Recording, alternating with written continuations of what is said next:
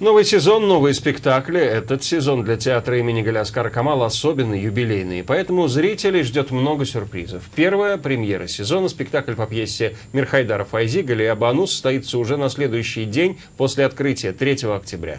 Всего их ожидается 7, 4 на большой и 3 на малой сценах. Что еще запланировал театр на юбилейный сезон, узнала Луиза Сагдеева.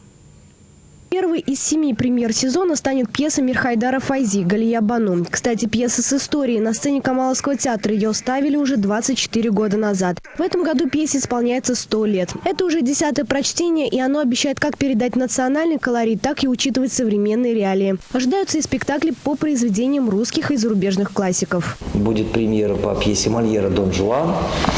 Вот что любопытно, что и Качалский театр будет выпускать эту же пьесу. Я думаю, это будет очень любопытно для зрителя казанского. И в декабре же приступает к постановке по пьесе Островского «Лес». Еще одна премьера нового сезона «Баю, баюшки, баю» пьесы Ильгиза Зайниева по произведению Туфана Минуллина «Колыбельная». Неизменным останется как организация театрально-образовательного форума «Наурус», так и фестиваля молодой режиссуры «Ремесло». Для того, чтобы было интересно, для того, чтобы происходил обмен какой-то творческой энергией, обмен творческим опытом, и чтобы режиссеры формировали некую общность. Это очень важно.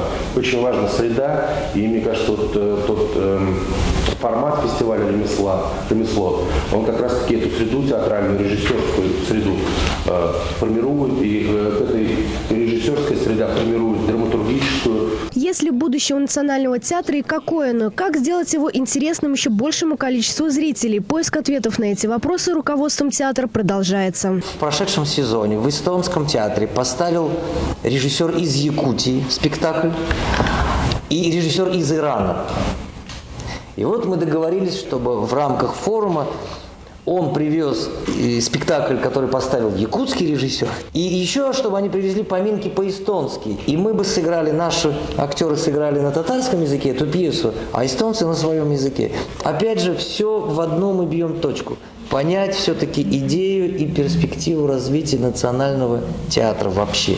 Сезон 2015-2016 обещает быть насыщенным и в плане гастролей. Театр Камала ждут в Москве, Санкт-Петербурге и других городах России. Сам юбилей театр отпразднует в декабре 2016-го. Луиза Сагдеева, Петр Шамбазов, столица.